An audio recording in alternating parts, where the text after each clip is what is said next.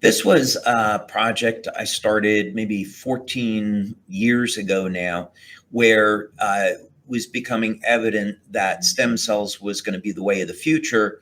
And stem cell medicine has certainly advanced quite a bit over the last 10 or 15 years. But back then, when we began our studies with this, we were looking at different types of electromagnetic treatments which could improve the viability of stem cells.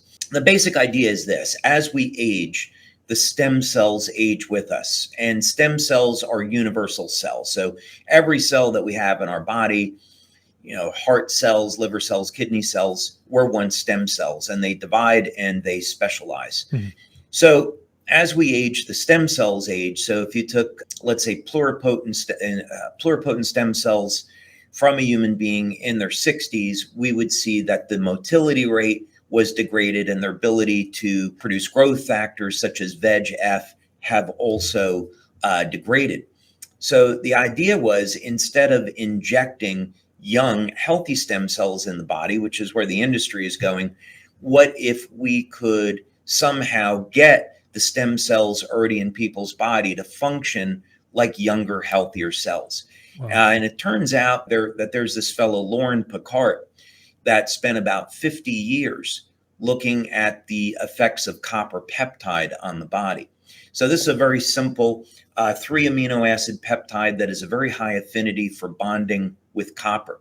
So eventually what we found is that we could use our low-level light therapy patch to elevate copper peptide, GHKCU, and this would in turn reset about 1/3 of the human genome to a younger state, which in turn activates the p63 gene, which mobilizes stem cells. So people put on the patch, the light elevates copper peptide, and the copper peptide causes the stem cells in the body to function like younger, healthier cells. So you get more rapid wound healing.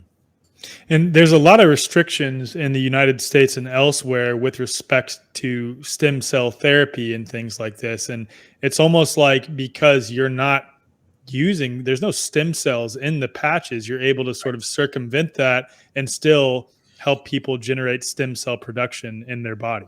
Right. The human body already produces copper peptide, but what's so interesting is that we see a direct parallel between the levels of copper peptide in the body and stem cell activity. And so if we can restore the levels of copper peptide in the body back to youthful levels, we can restore the stem cell activity. So that's exactly what we see. Wow.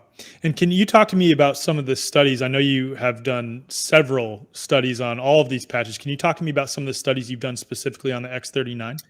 Yeah, so we've done over 80 clinical studies over the past 20 years, and on X39, we have about a dozen studies or so. First thing was to validate that the patch was elevating copper peptide. So we have several studies that show that you apply the patch, we take a baseline blood draw, 24 hours later, we take another blood draw, a week later, we take another blood draw, and we see that within the first 24 hours of applying X39, that copper peptide levels go up. So that would be the first thing. Second thing is that we look at metabolism data. So we do urine analysis, and we look at the way the body metabolizes things like amino acids. And from there, we can learn quite a bit. So we see that within the first 24 hours, things like levels of GABA are improving. So people get into a relaxed state and their sleep is improved. In the example that you provided, we did in fact see about a 35-40% improvement in leucine metabolism, which of course turns on mTOR and is going to improve muscle protein synthesis. So anyone that has an injury, such as a torn calf muscle, is going to benefit from that dramatically. Can you talk to me specifically with the carnosine patches? I know you touched on it a little bit, how that helps facilitate tissue repair. Yeah, so the first thing is that what is carnosine? Carnosine is a dipeptide. It's a 2 amino acid peptide composed of histidine. And alanine, even though it's a very, very simple molecule, it has incredibly powerful effects in the body, although it's not as ubiquitous as other peptides such as glutathione.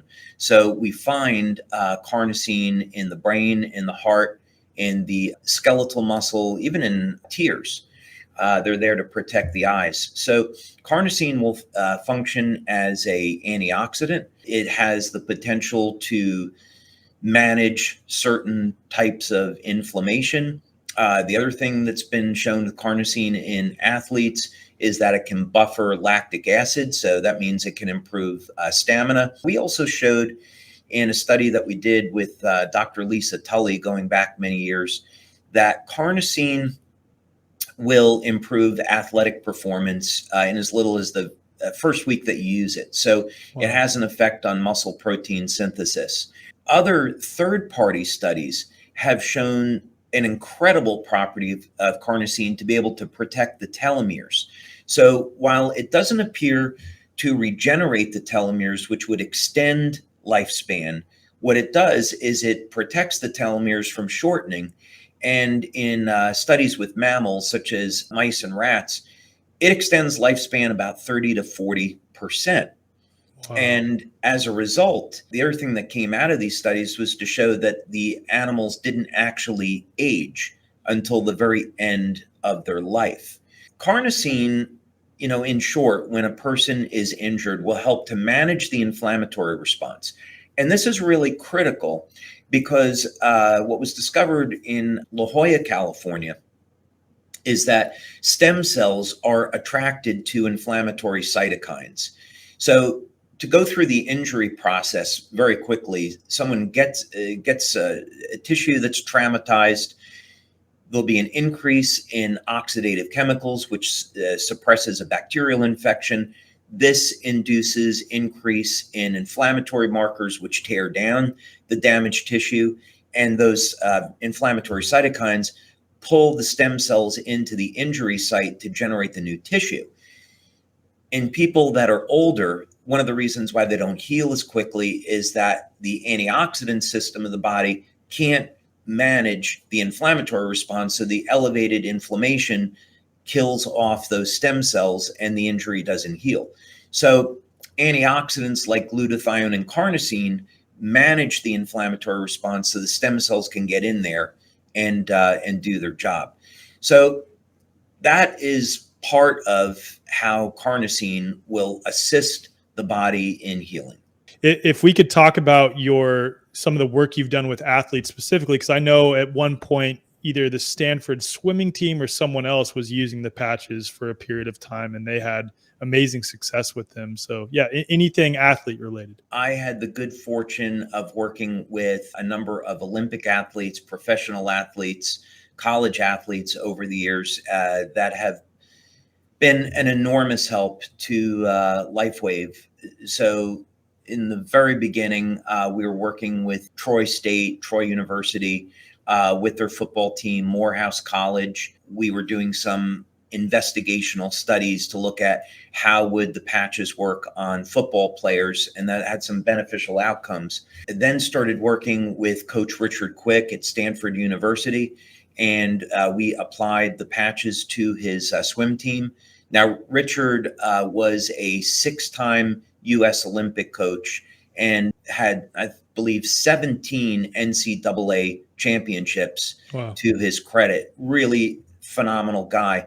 And very often when you find coaches that get to that level, they can be a little bit difficult to work with. And Richard was one of the most wonderful human beings I've ever met in my life. He had the attitude of, I want the best for my athletes. I want to stay on the cutting edge. So he was extremely open-minded and gave us the opportunity to work with his team. So I flew out to Stanford and we had 8 of his athletes try our energy patches back in 2003. That's the energy enhancer, right? That's what that one's called. Yeah, that was the energy enhancer. And during a 3-week period of time, while he was doing the evaluation, he called me and said, 6 of my 8 swimmers broke their personal lifetime best using the energy enhancer. One woman, Tara Kirk, broke the 50-meter world record in breaststroke. Wow. And Tara went on,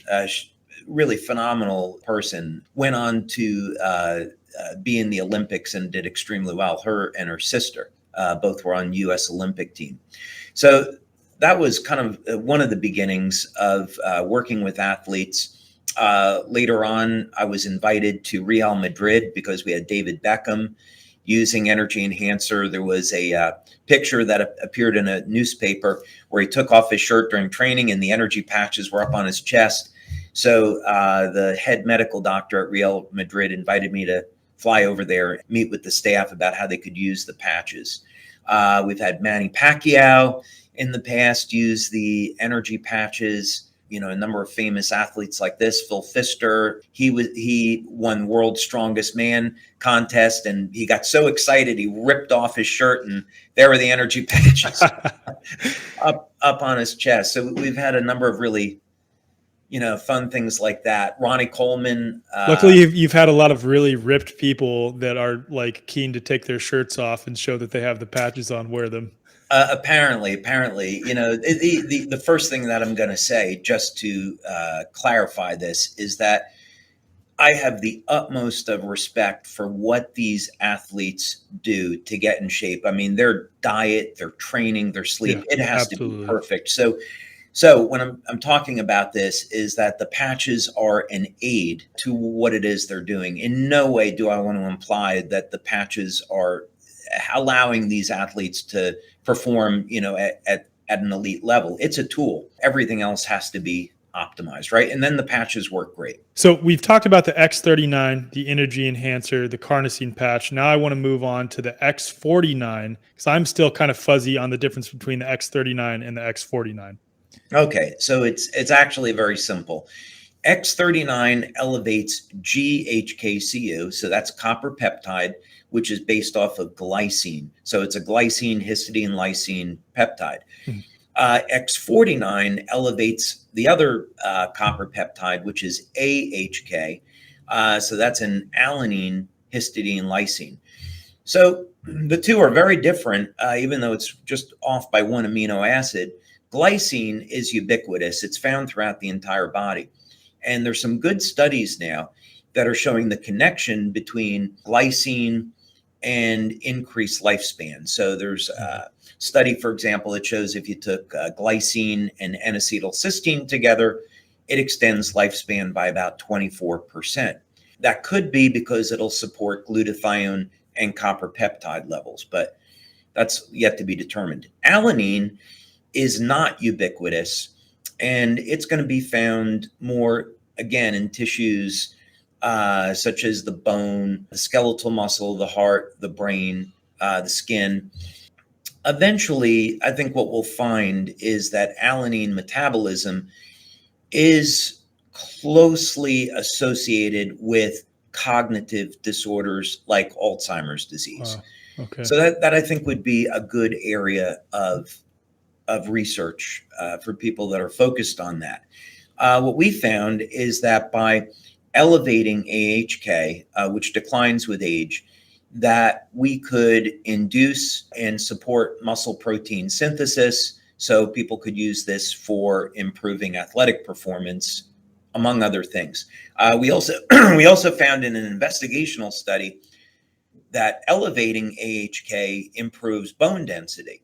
So for women that are experiencing osteoporosis, osteopenia, that elevating AHK can stop bone loss and start to increase bone density over time.